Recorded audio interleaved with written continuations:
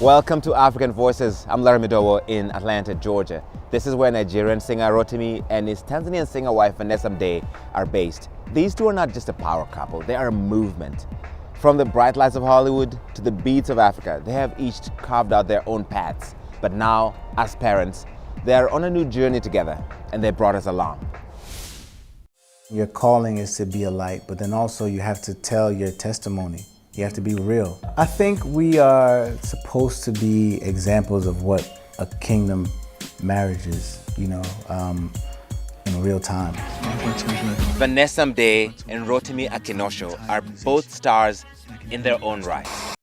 From his breakout role as the overly ambitious villain Andre Coleman on the TV series Power, If you don't want to come back here and bury another person you love, to his Billboard charting hit In My Bed, Rotimi has captivated fans with his versatile talents. There's a meeting in my bed, in my bed. On the other side of the globe, Vanessa Mdee rose to stardom as one of Tanzania's most beloved voices. A chart-topping artist, famous influencer, and media personality, her bold style and magnetic energy made her a force in African pop culture. 3, 2, 1, me! When their worlds collided in 2019, it was the start of a modern-day love story. One rooted in faith, shared values, and mutual growth. Now married and proud parents of two, Rotimi and Vanessa have turned their relationship into a source of inspiration for millions.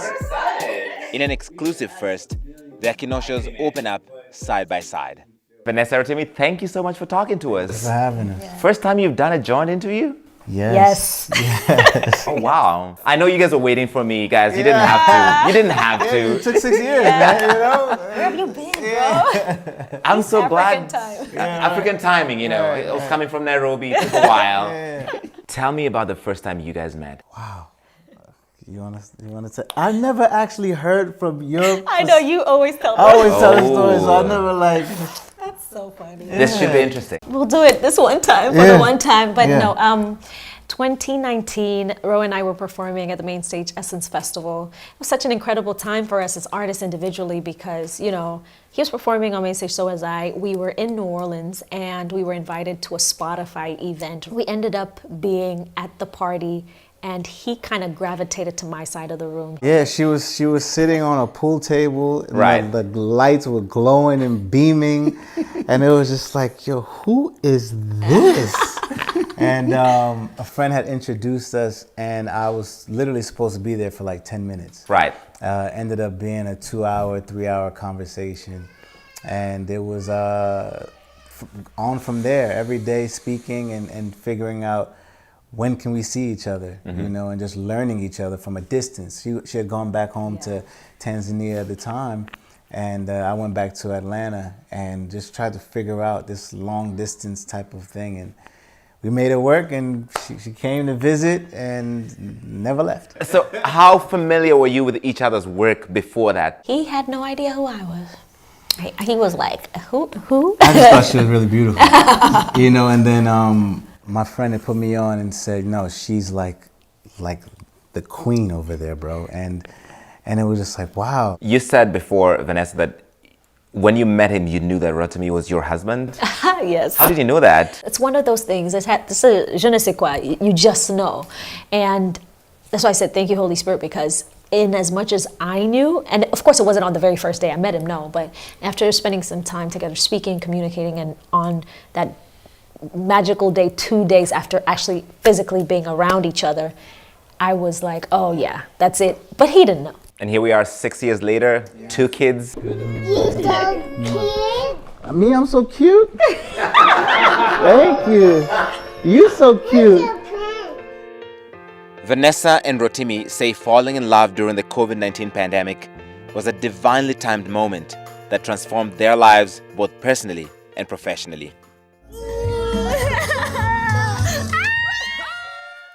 COVID, like V had said, COVID felt like you're either gonna make it through or it was the highest divorce rate. Right. And so when we would just wake up and just want to be around each other and actually be happy that, yo, we don't got to go nowhere.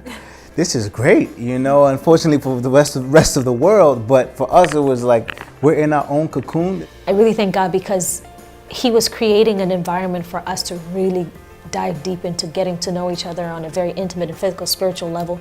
For me, during that time, if the world was open and my record In My Bed had just come out, so I would have been moving around, touring XYZ for the whole run of that song, and still doing what it needed to do. And my mind wouldn't have been on anything else but just what's happening in the moment. God wanted me to sit down and heal a lot of things that I needed to work through. I came onto the scene at the age of 18 years old. So I had been working well into my 30s at this point, and I had never taken time off. So I never had time to really listen to myself, listen to what I'm thinking, feeling, and evolving as a woman, because I started off in my teens. That was a much needed reset and a much needed moment of, hey, just rest yourself, because it was getting too strenuous for me. Coming up, how Rotimi went from a college student to Hollywood star, and why he's now doubling down on his Nigerian roots like never before. Don't miss his powerful pivot to purpose next.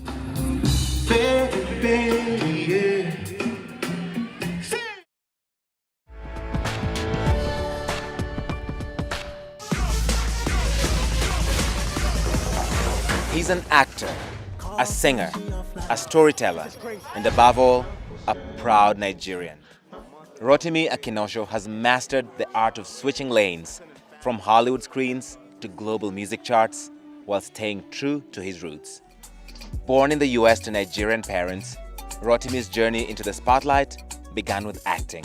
Which came first, the music or the acting?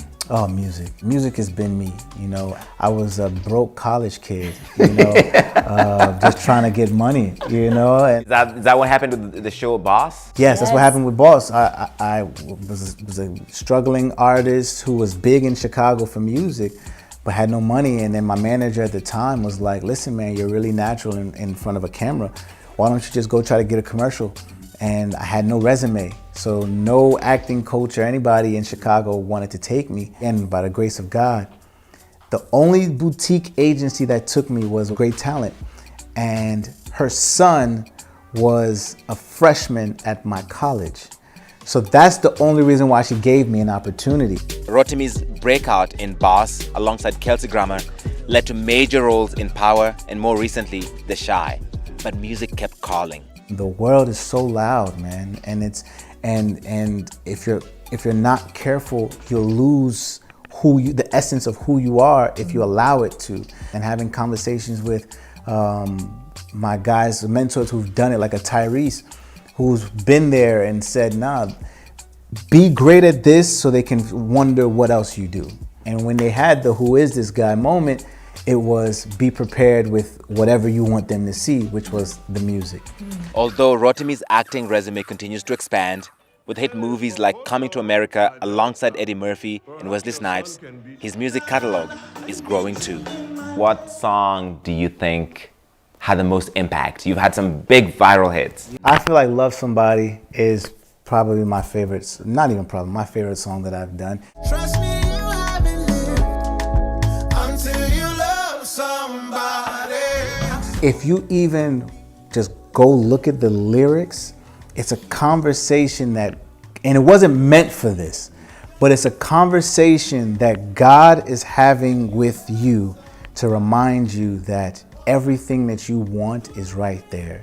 That love is that simple, His love is that simple. So like just looking at the lyrics of Love Somebody and why it resonates so well and so much with our people as well, because it's somewhat of a gospel song. It's somewhat of a praise and worship song that wasn't the thought to be, but the feel of it and the lyrics of it is so powerful. So, and every time I sing that, I get chills. In 2024, he released the double album, In My Heart, In My Veins. Why did you do a double album? Not one Afrobeats and another R&B? I was tired of my fans waiting. So I would put out a big record like in my bed on the Afrobeat side, and then my R&B fans would say, "Where's the R&B stuff?" Right. And then I put out a wedding song like I Do or something, and then it'd be "Where's the Afro?" So it became trying to serve everybody at the same time. You get two sides of who I am, because it's always been, is it R&B, is it Afro? And we literally gave a double album so that you have a whole list of songs here that are Afrobeats and have a whole R&B side for yourself. When we filmed this in April, Rotimi was gearing up for a 30-city tour, blending his Nigerian roots into both his music and wardrobe with the help of his fashionista wife, Vanessa. I believe everybody deserves a shot, you know, and I think that for me, being a Nigerian man myself, I wanted to feel like it's authentic to who I am, where I'm from. And we are one of the most creative people in the world, you know, and I feel like to bring it to light in the States and give people opportunity. So traditional Nigerian garb. But this is a cool color. We wanted something that'll stand out with under the lights. Also, you do look really good in Spanish. Well, thank you. You know, I look good in everything. Stop. I mean, I'm not gonna stop because as you said. So this is a Nigerian design and they're called high fashion. That's giving high fashion. Yeah, you know, they're great. And they just need platforms. We just need to highlight the stuff that they do. Next stop, the gym. An inside look at how Rotimi gets in shape for the road. So we are here at Legacy Sports Complex. This is where I get my training. I'm in preparation for a 30-city tour, 30 shows, finding out how I can keep my endurance up for an hour and a half every night, keep the muscles looking what it needs to be when I take the shirt off and do all the things I do. But yeah, this is where I get my training in, my trainer with some top athletes as well. Let's get it, come on. So this is my trainer slash brother. I've been working with this guy for about 10 years. While I was on Power, while I was on my first tour. So I know where to come. He gets my body right every single time. And he knows my body down to a science. I know it's hard to see just how simple it is. Here today, we're focusing on a lot of strength training, and we're doing it where we're focused today on a lot of athletic movements. I just want to be at my best. And I feel like I'm going into game day every night that I'm performing. So I want to be at my best so it doesn't feel like I'm hurting after 45 minutes. I'm actually lasting an hour and a half. So we're working harder than the show now. We planned to follow Rotimi from training to rehearsals to his Atlanta tour stop, but things took a turn. I think you've just overdone it with your voice here, and I think the strain's just been too much. I don't think we're ready to go on tour. Let's rest, hydrate, get in some therapy. Rotimi followed his doctor's orders and decided to cancel his 30-city tour. So for me, it's just like, you know, it's just wanting to see the fans, wanting to prove to myself, you know, a lot of people can't tour 30 cities, you know, and for me to not be able to because of something I really can't control, it's hard, you know, and you just have to now put more faith in God, that there's a reason for this. But I have to heal to be able to give a great show. Can you sing Blessed? Sing for them.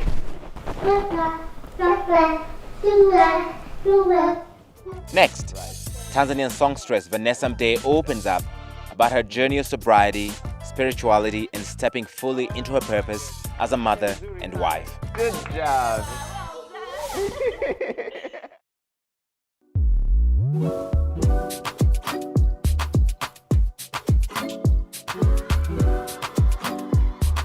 Tanzanian singer Vanessa Mdee first appeared on African Voices in 2017 at her peak. Can you eat 10 waffles? Yes, I can. 8 years later, her life has completely transformed. What I do not do anymore is I do not release music for the industry. I'm not part of the music industry. I have no interest in being a part of any chart anything. Is there any reason for that? For me, it was depleting my mental, spiritual, emotional, physical health.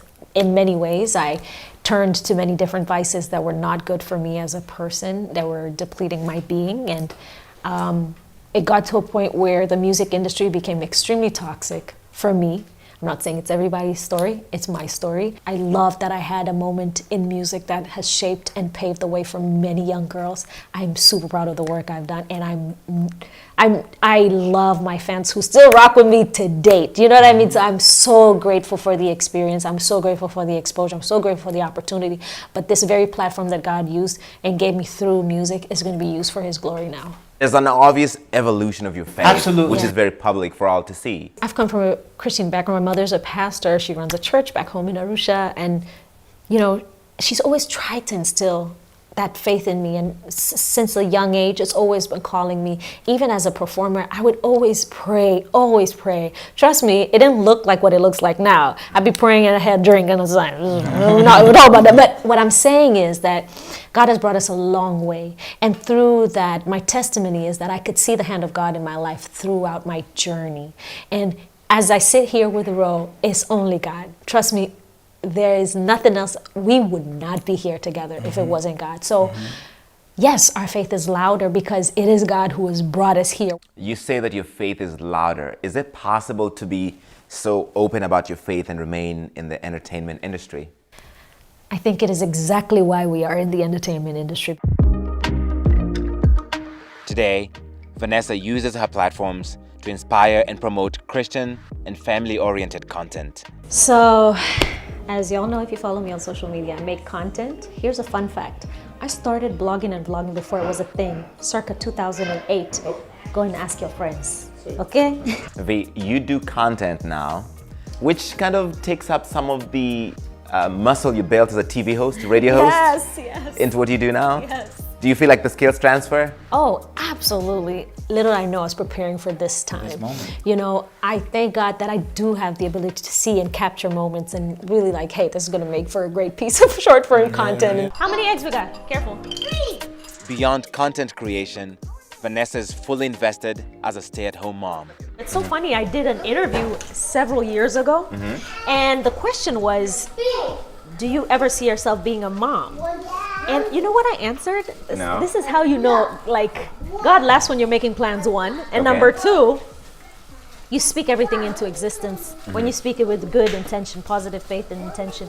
You know what I said? I said, if I ever become a mom, I want to be the kind of mom who's ever present. Nice. Who drops her kids at school, who makes them breakfast, who is there for the things, all the things. And here I am. Can you sing Blessed? Sing for them.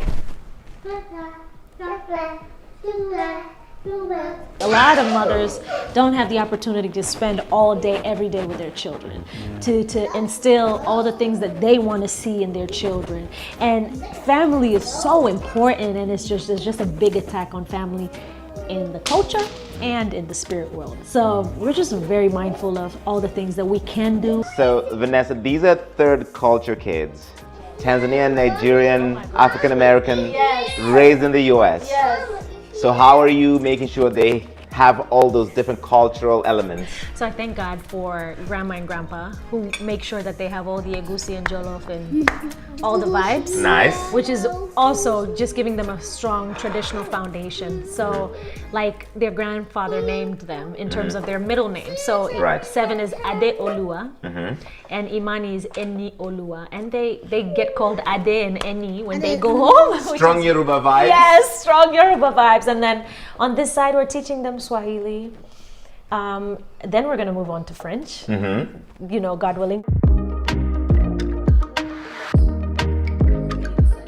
I think that once we had attacked it in prayer, God is trying to situate the right thing for you in this. As Vanessa continues to grow in faith, she's taking some of her time to invest in other women in the network she has built through the couple's Christian wellness app, For the Better. We have our very first Better Women Christian Conference, which is a conference that was birthed off of from For the Better, which is our wellness app, our Christian faith-based app. Thank you, Holy Spirit. We had to switch it around. It started off as a wellness app, but you know, Lord has steered it to something else. And we meet with these women from across the world, many being from Kenya and South Africa, and do we have some Nigerian sisters on there? West Africa, but in the diaspora. And so we meet every Saturday for our Bible study and every Wednesday for a prayer line. And so finally we're coming together to be in the same room, and we are blessed with some powerful women of God who will be attending to minister to these women. And we're just going and moving in obedience, brother.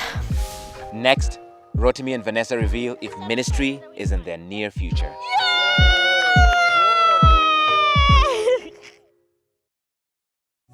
It's simple, truly.